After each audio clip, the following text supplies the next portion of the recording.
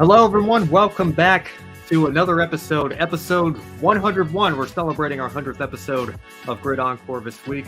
It was actually last week, episode 100, but our friend Brandon Crossland was off last weekend, so couldn't get him on the show, but he's back now. Brandon, how's it going? Can you believe we're at 100 already? Yeah, that's amazing. And I'm really excited to be here on Grid Encore, and we've got the Motor Mondays back on because I'm finally back here on a Monday and got the espresso in there. So we're good to go for this hour of funtainment. And yes, 100 episodes of having this crazy idea for Grid, Ben. It's been a lot of fun, and I feel like we're just getting started with Grid Network as a whole of where we're headed. We'll talk a lot more about that towards the end of the show here. But in the meantime, we got a pretty busy weekend here, all things considered. NASCAR was in action at New Hampshire Motor Speedway with the Xfinity Series and the Whelen Modified Tour as well. So we'll give Justin Bonsignore some love here for his victory there. And then his Xfinity debut. Don't let the result dictate how well he ran. I hope he gets another opportunity sometime soon. An unfortunate deal, what happened to him.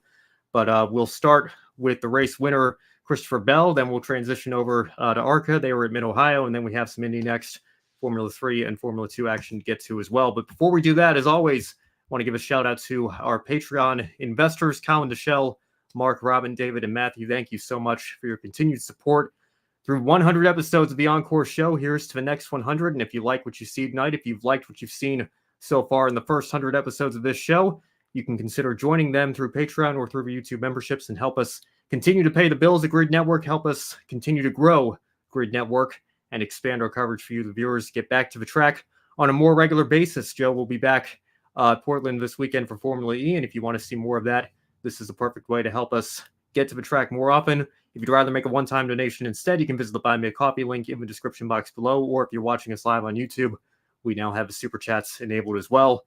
And of course, you can always show your support regardless by following us on social media, all our social media platforms, specifically subscribing to the YouTube channel. That alone does us very good things here as we try to continue to build this platform up. Now, let's start with the Xfinity Series and Christopher Bell. Brandon, I don't know what it is about this track, but he just seems to have it absolutely mastered. And he really, all 3 days, stole the headlines. People really got a kick out of his press conference, kind of spilled the beans saying when Chase comes into the team next year. I don't know if you have any thoughts on what we saw on Friday, but then stole the show on Saturday, stealing a win as a Cup regular. Good thing our friend Josh Birch isn't here tonight. He'd be throwing a fit about that, I think. But Bell takes the win on Saturday and then takes the win in a very chaotic race on Sunday. So, Brandon, I know you're not usually on the wrap-up shows. I don't know if you have any thoughts on what we saw towards the end of the Cup race as well. But what do you think of Christopher Bell's dominance this weekend at a track that he seems to have mastered better than anybody else here in NASCAR in 2024? Yeah, just for the Cup race, just for a moment, how historic was that to finish on the wet weather tires, as they are, the damp tires, to finish a race. It's a pretty fast racetrack with New Hampshire, and to be on a mile oval and make some history there.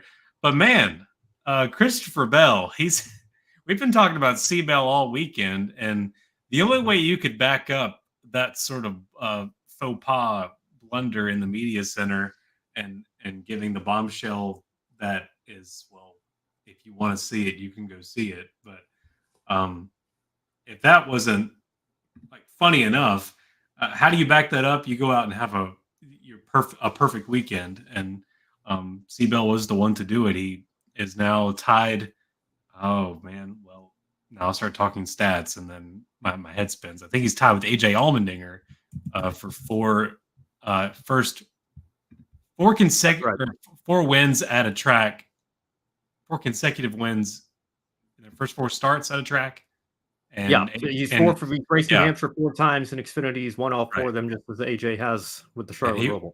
Yeah, Roval for Allmendinger, and then you combine that with Christopher Bell and his Cup Series wins there. I think that made 7 or 6 or something. I don't know, they were adding to it Sunday. Anyway, besides the point, that was really funny to have that sort of blunder there, and back it up with both Xfinity and Cup wins at Loudon. There's something not only what Christopher Bell has at New Hampshire, it's just something that Joe Gibbs has at New Hampshire. We see that year in, year out. They've got that place dialed in and figured out. And a lot of the tracks are unique on the calendar, but New Hampshire maybe a little bit more so. It just seems to be either you have it and you enjoy it, or you really don't and you hate going there and you want to avoid it at all costs. Um, yeah, that was a really good weekend for Christopher Bell, all things considered, and they're probably going to use that blunder as the way when they unveil the news in social media, which I think will be funny too. And I heard somewhere around the bend that there might be a Joe Gibbs Racing press conference tomorrow, if I'm not I mistaken. believe there is. Oh. And I think even Bob Pockers tweeted out that there's a driver announcement. We all expect what it's going to be. Although, as Kyle Larson was teasing on Twitter, it would be really funny if Chase Elliott walks out, and that's the Chase that Christopher Bell was talking about here. But I think we all know it's going to be Chase Briscoe. Adam Lemery's in the chat room. Congrats on 100 episodes, guys. Maybe after a sweep at Loudon, Christopher Bell should buy a home in New Hampshire. That might not be a bad idea. Brandon, just getting back to the point you were bringing up about his National Series stats here. 2017, Bell won the truck race. 2018, 19, 21, and 24, he won the Xfinity race. And then in Cup in 22 and 24, he won those races as well. So 2 wins in Cup, 4 in Xfinity, 1 in truck, 7 across the 3 National Touring Series. So it doesn't matter if it's a Cup car, Xfinity car, or a truck. He is absolutely dominant at this track. And I feel like sometimes, as a driver, you just have that one track, like, maybe for Jimmy Johnson, especially when Lowe's shared the sponsorship with his car and the Charlotte Motor Speedway, that's Charlotte for him. Obviously for a guy like AJ Allmendinger, whose record Christopher Bell tied here. We'll see if Allmendinger can extend that record later this year when Xfinity comes back to the Roval. But, that would be that track for him. Maybe if you're Dale Earnhardt Jr., it's Talladega back in the DEI days when they were so dominant. But, sometimes there's just something about one place that you have figured out. And for Christopher Bell, it's definitely New Hampshire Motor Speedway. Yeah, we might start calling it Ream Motor Speedway in the coming years if he keeps it up. There you go. Well, let's talk about another Joe Gibbs Racing driver. And again, I mentioned it at the start of the show.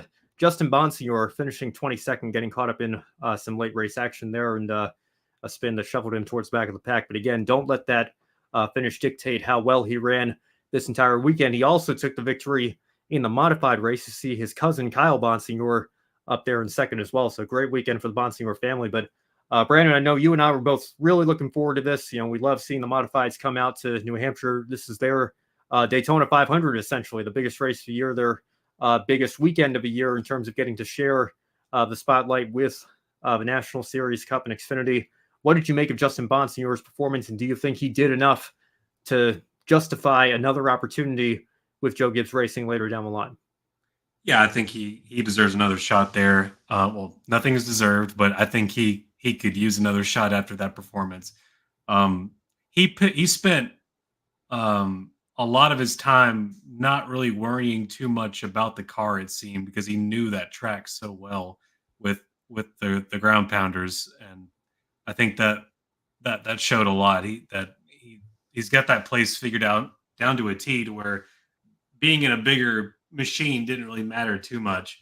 And the result, I mean, there were so many restarts at the end, and it brushed him all the way down to where he finished up, and in 22nd. So, that's never going to show exactly what he did on Saturday. That was a great performance for Justin Bonsignore, great debut, and following that mod win, he was already coming off all the confidence.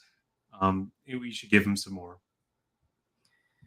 Yeah, and again, like you said, the finish is not going to, show how well he ran. At one point, even looked like they might be on pace. Joe Gibbs Racing, that is, for a 1-2-3 finish with Bell up there, and Bonsignore was running second. Creed was running third. Sheldon Creed, I mean, what does this guy have to do to break through and win a race? I guess we should talk about him quickly here as well.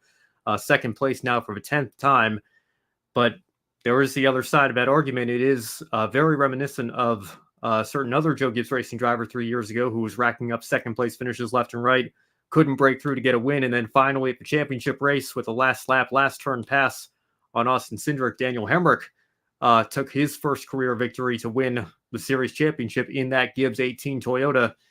we'll see. Maybe Sheldon Creed's on a similar career path here. What a story that would be if he could break through and do that. But I mean, again, just coming up just short here, I believe leading at the white flag lap even. I know there were 3 wide with Bell and Custer all up there, obviously, but ultimately Experience won out in the end and Bell got the win. But getting back to Bonsignore, I mean, again, I think, like you said, Brandon, it takes a lot to put these deals together, especially if you're just running part-time or one-off or whatever the case may be. But I'd hate it if this is a one and done for Bonsignore, because I think he proved that, now that he has a taste of this, you give him another opportunity, particularly at this track, which the modified drivers certainly know well. Who's to say he couldn't be standing in victory lane in an Xfinity Series race at the end of the day? I would love to see Gibbs give him, or anybody else for that matter, give him another opportunity with the top team. I think that would be great to see. And I'd say the same for Travis Quaffle too with Junior Motorsports, and he is getting some extra. Carson Quaffle, you mean, right? Sorry, Carson. Yeah, you got me, Carson Quaffle. Yeah, I'd say the same about him, and he is getting those extra starts there with Junior Motorsports, and his finish kind of did show where he was all day, and P5 finishing the day, but there was plenty of chances there, especially in one of those late restarts where he had a shot at the win, and they were saying, well, what would it mean if Carson Quaffle could get it done for Junior Motorsports? But of course, we know the restarts there. 10 laps to go, it's going to shuffle all over the place, and the one in front is a sitting duck, and they're going to get shuffled out. Yeah, and a good result for Ryan Sieg as well. Talking about somebody else that's knocking on the door of their first win, and of course Sieg came very close to that earlier this year, but good to see him have a strong run. Parker Klickerman recovering from some early contact when Riley Herbst got into AJ Allmendinger, which got Allmendinger into Klickerman there, but he recovered to beat both of them. 7th for him, 8th for Herbst, 11th for Allmendinger.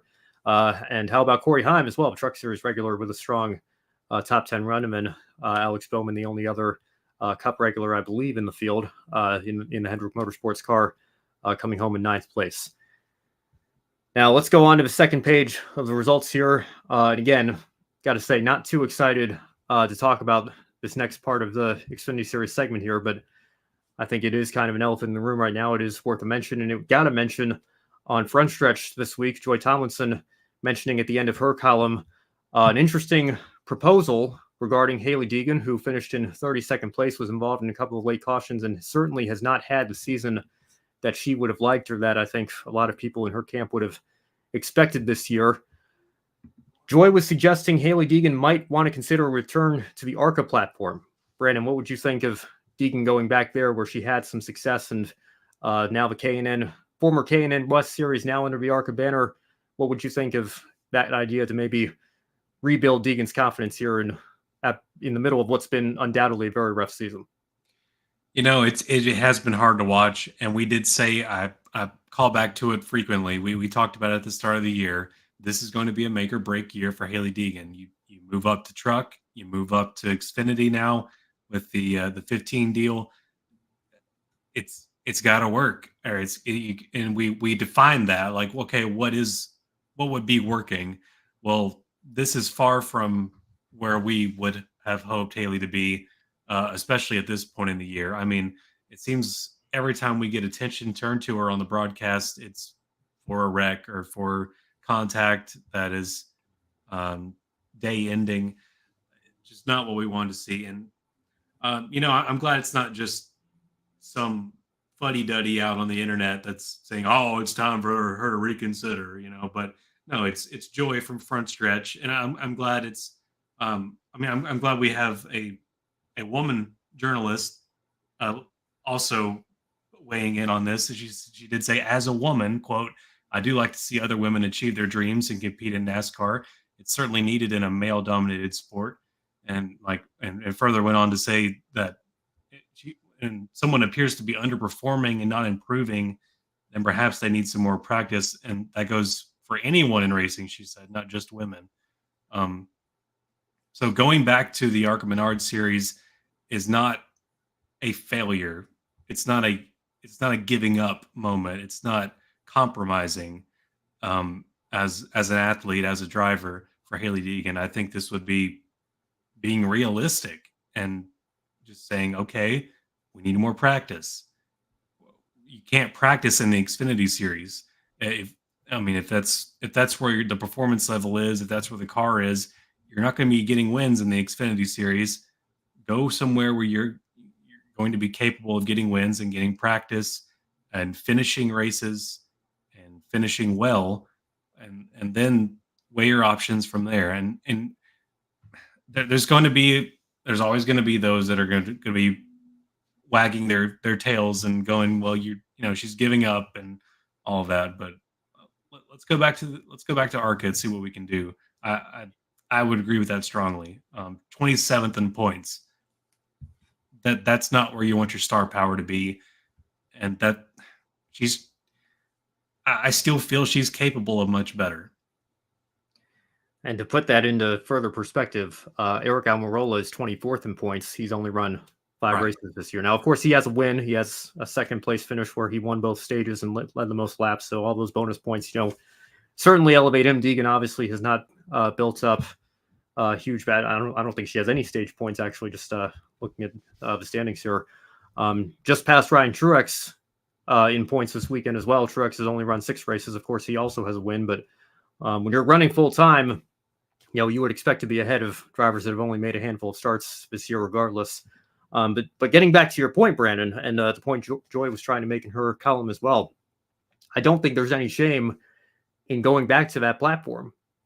Frank Kimmel is, for example, a legend in the world of American motorsports. Now, I'm not saying if Hailie Deegan goes back there, she's going to win 10 championships and 80-some races, but, just not comparing Deegan to Kimmel either. But the point being that you can achieve long-term success in the ARCA platform without necessarily having to move up. You can make a nice career for yourself out of racing in that series, make a name for yourself. And I think doing that would be more fun, just to be quite honest. There's always that cliche, it's not about winning, it's about having fun. Of course, when you get to the Xfinity Series, for example, and you're a Ford performance development driver, I'm not saying it's just about having fun. Of course, the goal is to win. Every driver, would tell you that. But I do think, it would also be a more enjoyable experience for her if she was somewhere where she could be competing, if not for wins, at least for top 5s and top 10s. I have no reason to doubt that she'd be running any worse if she went back to ARCA than what she was running in 2020, her only full-time year there. So I think that's something that when you look at her performance in Xfinity this year, you look at what she did in trucks over 3 years with 2 different teams in David Gilliland Racing and ThorSport Racing. I just have yet to see any sort of indication that maintaining the status quo is going to lead her to long-term success. So if she wants to experience success in motorsports, which I very much still believe is possible, I'm not, going to be one of those trolls on the internet that says, Hailie Deegan is absolutely talentless and, doesn't deserve a place in this sport. She absolutely does. But it's clear that this current combination, this current experiment is not working. So why not take that step backwards where you've had some success in the past and try to rebuild your confidence, maybe win a race or 2, and then maybe there's a truck or Xfinity team out there that offers you maybe not a full-time deal, but a part-time deal, gives you a handful of races, and you go back with that rebuild confidence, you see what you can do, and then maybe if you perform well, it leads to a full-time opportunity in the future. I feel like this idea that we've had, the truck series is a bloodbath, but, put her in a ThorSport truck, that's championship equipment, she'll show it. Oh, well, okay, the truck series is still, put her in Xfinity, we can see what she can do with higher quality racing. Well, AM Racing's not that good, she deserves the top. That path clearly has been the argument for the last couple of years that her fans have been making on social media, and it's not been a good one because we haven't seen that step forward that everybody wants to see. I feel like, ironically, if you take that step backwards to the ARCA platform, we would see that step forward in terms of performance, and I think that it's not a bad idea for Deegan to consider that, and we'll see what happens here with the future for her career. I think, unless there's an incredible turnaround, it's probably going to be at a crossroads at the end of this season. So I don't know, Brandon, if you have any final thoughts on that, otherwise we can move on here. Yeah, I think it's pretty settled there. If she's going to not be stagnant, then that might be a good move there. Sure. Yeah, and we will have more on Deegan's race weekend on Women in Motorsports this week. Lots to talk about there. Chloe Chambers winning the F1 Academy race. Was going to save that for my shining moment here, but I'll give that a brief mention in the preview. And Lulu Wadu getting a win in class in IMSA as well. So lots to discuss. So make sure you stay tuned for that later this week. Now, in the meantime, we move on now to Indy NXT. Speaking of Women in Motorsports, of course, Jamie Chadwick coming off of that victory at Road America. Louis Foster finished second in that race. That's his only non-win in the last 5 races here, because not only did he take the win in race 1, he also took the win in race 2 at Laguna Seca this weekend. So Foster picking up the double there in race victories, and I think firmly establishing himself now, especially with Nolan Siegel getting the promotion to IndyCar. Foster probably undoubtedly the championship favorite in Indy NXT here in 2024. An unfortunate deal for Yuvan Sundermoor. They just missing out on the podium in race 1. Want to give him a shout out. I know that he was incredibly disappointed to miss that on the final corner after some contact with Lindsey Brewer, which was a real unfortunate deal for him. But I know that that podium is going to be coming if he continues to run like this. Also picked up 4th in race 2, and Kyle Collette finishing 2nd in both races as well. Strong run for him. And we'll keep an eye on how the Indy NXT season develops here as the season continues. In the meantime, Formula 3 and Formula 2 were also back this weekend. And unfortunately, like I mentioned at the top of the show, Josh Birch unable to join us tonight. So we'll go through this a little bit quickly than we would otherwise here. But congratulations to Mari Boya on winning the sprint race. And we'll take you through the final third of the sprint results here. Again, you can pause if you want to take a more in-depth look at those. Arvid Lindblad took the win in the feature. And once again, taking you through 21st through 30 here as well. So those are your winners in F3 this weekend. Congratulations to them. In Formula 2, Victor Martins took the win in the sprint race. Paul Aaron finished in 3rd. He's your current championship leader. Jack Crawford, the young American, took 4th and then took victory in the feature race. So a great day for American race fans in Spain, getting to hear the anthem twice this weekend with Chloe Chambers in F1 Academy and then Jack Crawford in the F2 feature race. Paul Aaron finishing 4th over there in the feature. Now, Brandon, I want to talk to you real quick about the F2 kind of state of the series here. And again, I wish we had Josh tonight because I'm sure he could provide some more insight on this. But anybody that's been following the F1 silly season news here knows that there's really 2 names that are standing out above everybody else. That's Andrea Kimi Antonelli with the current super license debate. What's Mercedes going to do with their young prospect there? And of course, Oliver Behrman filled in for Carlos Sainz earlier this year in the Ferrari. He's getting some rumors with a potential Haas seat. Who knows what's going to happen there? But Behrman is actually still, even after just running 1 race, higher in the F2 points, or excuse me, higher in the F1 points than he is over in F2. Whereas Antonelli also still looking for that first career podium in Formula 2, despite the fact that he is being so highly touted as a potential F1 superstar. What does it say about the current state of Formula 2 that you have drivers like Paul Aaron, who don't seem to be getting much mention here in the F1 silly season talk? You had Teo Porcher, you had Felipe Drugovich win championships. They're still looking for an F1 opportunity. Oscar Piastri had to sit out a year. The last F2 champion to go right into Formula 1 was Mick Schumacher in 2020 for the 2021 season. And yet your 2 names that seem to be on F1 teams' radar right in the middle of the pack in the standings. What does that say about the ladder and the current state of the series? It shows that it's a popularity contest sometimes and based on capital more than it is on actual driver talent behind the wheel. And I mean, that's kind of what we see across much of motorsports, but especially when you get to the motorsport elite that is the FIA and Formula 1, Formula 2, the ladder there into the Premier Series, it is vicious, and we've seen that in the past couple of years, especially, and also the lack of seats available going into F1 makes it even more entertainingly sad to watch sometimes too. How those things pan out over silly season. Yeah, you mentioned Jack Crawford, the American, just won the feature race. Don't even start about getting an American in the F1 grid because that's just been such a headache too.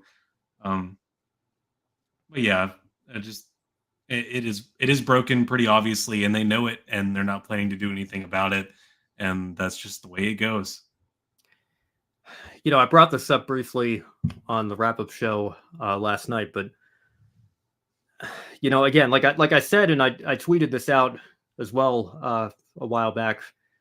I think we can confidently say, based on what happened to Nick DeFries, based on Colton Herta's recent run of form in IndyCar, of course, he did have a good run this weekend at Laguna Seca, but I think we can say, thank God he didn't get the AlphaTauri seat, because I think it could have gone, I don't want to say definitively, but it probably would have gone pretty poorly. Herta obviously has a lot of raw talent, a lot of pace, but I don't think Red Bull would have put up with, such frequent crashing, assuming that had translated over to Formula One. Had Herta gotten that seat, probably would have been sacked mid-season, just like Nick DeFries was, just like Scott Speed and Sebastian Bourdais have been, in the past over that Red Bull program. Really boom or bust for a lot of young drivers.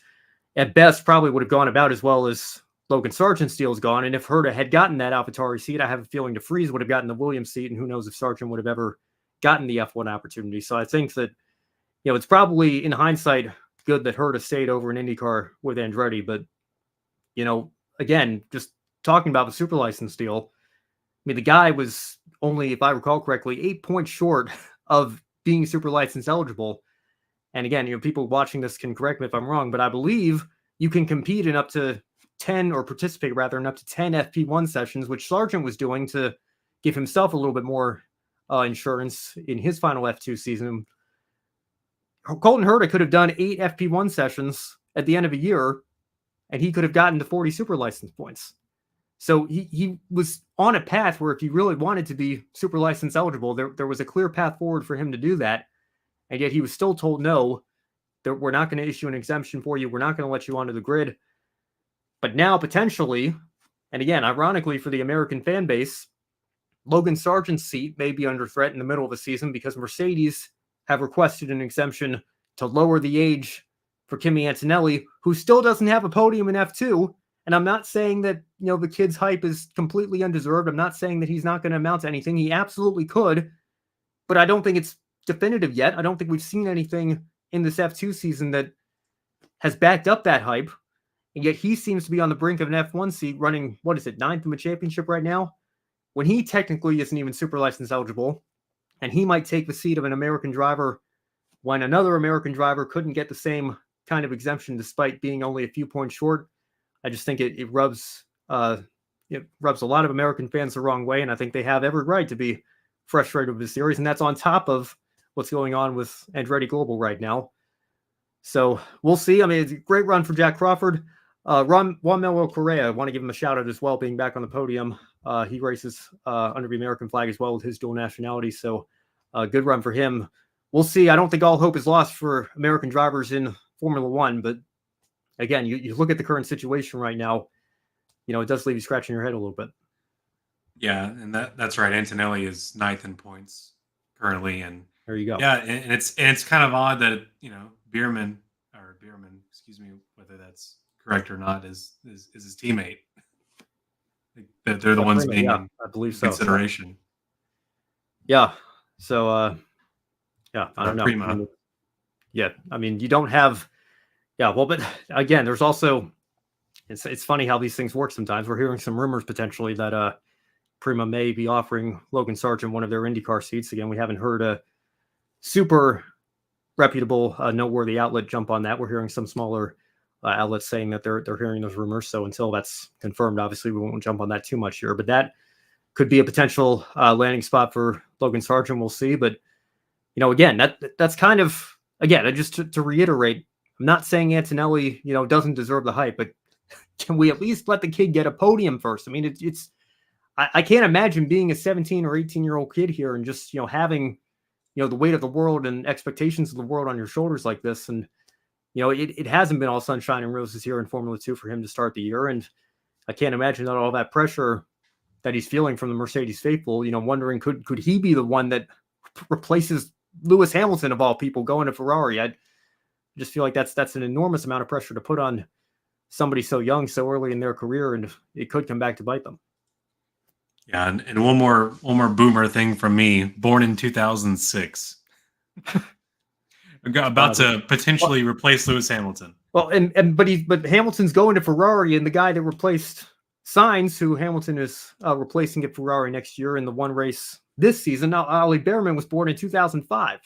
So, I mean, again, that's I mean that's just the age now. I mean, makes us feel old here, and we're still got minor league ball players that are our age and younger, way younger, 2001. So yeah. Well, our own Kobe Lambeth in the chat room as well tonight. Good to see you, Kobe. Road to F1 ladder system isn't working. F2 is becoming a feeder series for IndyCar, Formula E, and sports car racing. That's right. Not F1. And sums it up very well. And you hate it for Pourchaire as well, on the subject of IndyCar and F2 champions and McLaren. And, I mentioned during the Indy NXT rundown, Nolan Siegel, I think being taken out of a championship equation right now makes Louis Foster a title favorite. But Siegel, now being at that McLaren seat, Pourchaire, I mean, how do you think he feels right now? Not being able to get an F1 seat and then thinking he's got a deal set with McLaren. I mean, I've lost track of who all's been in that McLaren seat, just the number 6 car alone. If Zach Brown had gotten his way, I guess Alex Palou was going to be in there, but you had David Malukas not even end up making a single start. And then you go with Ilott and Pourchaire, and now, Siegel. I mean, it's hard to keep track of everybody that's either been in that seat or been rumored for that seat here in the last just 2 or 3 years. Yeah. So again, we'll keep our eye on what happens here in Formula 2. Again, hopefully guys like Paul Aaron can get some Formula 1 consideration here, and certainly wishing all the best still to Antonelli and Behrman. Hopefully they can get their seasons turned around. I still think Behrman in particular, he had a very strong year in F2 last year, and I think would certainly be deserving of the Haas seat based on how that one race with Ferrari went this year. But at the same time, you'd like to see him back that up a little bit in F2 more than he is right now. So we'll see if he can get that turned around. In the meantime, Brandon, I want to get off here relatively quickly because I'm excited for Game 7 of the Stanley Cup Final here. I don't want to keep you waiting too long either, but thank you for joining us once again tonight. What is your one shining moment from this weekend in the world of motorsports? Well, I already mentioned him. I had to give it to Carson Quaffle for finishing 5th at New Hampshire. And also just, I guess also to Goodyear, I guess, for the wet weather tires and their continuing progress. I think, mandating all the teams to do the same thing as we're doing right now is good and proper, but I'd like to see the evolution of it eventually and maybe have it where it's up to the teams, and we'll see some sort of strategy play out all amongst the grid. I think that's where they intend to go. It's just we're in experimental phases, and we'll see this grow and grow. I think it's a really good thing for NASCAR because it keeps us out of the rain delay quicker. And in times past when we definitely would have been in it for much longer. So those would be 2 shining moments for this week. Yeah, well, Brandon, to your point, as recently as 2 years ago, the race would have been called and NBC would have transitioned right over to IndyCar of a TV window, and we wouldn't have even tried to get this race in. Or if we had, I don't think we would have gotten every single lap that we did before we ran into the daylight issues. But credit to NASCAR. Again, I'm with you. I think it's understandable that they would, have everybody, on the same tire strategy as we're all still figuring this out and really doing testing on the fly. We never had, a race situation like this. So really uncharted waters for everybody. But I hope that when it happens in the future, NASCAR can recognize that this is the top level of stock car racing in the world, and we can let the teams decide what tires they want to put on when the crossover point happens and give them a little bit more control there. But credit to them for getting the race in, and certainly worthy of a shining moment there. I mentioned it. Obviously, we were just talking about it, but well done to Jack Crawford. That's my one shining moment, taking his first career feature win. Of course, he got a sprint win last year, I believe, in F2. So we'll see where his F1 prospects are at the end of this year. I'd got to imagine he's probably got at least one more year in F2 before those conversations happen, but he might be the next American F1 driver if he keeps this up. So well done to him. And well done to Chloe Chambers as well. Like I mentioned, an F1 Academy win in race 2 this weekend. Haas getting to hear one of their development drivers the American national anthem on the podium. So cool for driver and team there for Haas to get that experience as well. And again, we'll have much more on Chloe's victory on Women in Motorsports later this week. And that's going to do it for episode 101, celebrating episode 100 of Grid Encore tonight. So thank you all so much for watching. Be sure to follow us on all our social media platforms, X/Twitter, Facebook, Instagram, TikTok, Twitch, LinkedIn, Threads, most importantly, right here on YouTube. Thank you all again for 1,000 subscribers. Here's to the next 1,000 as we continue to grow our motorsports media outlet. If you really liked what you saw tonight and really want to help us continue to grow, you can visit our Patreon page, join Colin, Michelle, Mark, Robin, David, and Matthew, and consider joining our Patreon, helping keep us on the air throughout 2024, helping us get to the track more often, just as our own Joe Samaniego, our team leader, will be this weekend at Portland International Raceway, again for Formula E. And as you can see, our long-term goal of $500 per month will help us do that on a more regular basis, and that will only continue to expand our coverage for you, the viewers. You can also become a member of the Grid Network YouTube channel, or if you'd rather make a one-time donation instead, you can use the YouTube Super Chat feature or visit the Buy Me a Coffee link down in the description box below as well. Now on Wednesday, Kobe will be back with Josh and Matt White for Grid Tonight. Women in Motorsports will be back sometime this week as well, so make sure you stay tuned for that. A lot to discuss on that program. And then Grid Live back this weekend as well. Big weekend for us once again here at the Grid Network. And then we'll see you back here again in 7 days' time, back on Grid Encore. Brandon, any final thoughts before we sign off for the evening? Yeah, NASCAR comes to town for the Ally 400 this weekend. I've kind of been alternating since we had our inaugural year of going, not going, going, not going. This is a not going year, so hang tight at home and let everyone else sweat all through the evening. Glad it's later into the evening for sure, into late June here in Middle Tennessee. That's absolutely the right move. Glad they did that. But yeah, it's going to be another fun weekend there in Lebanon. Wish the best for all the series and hope it turns out great.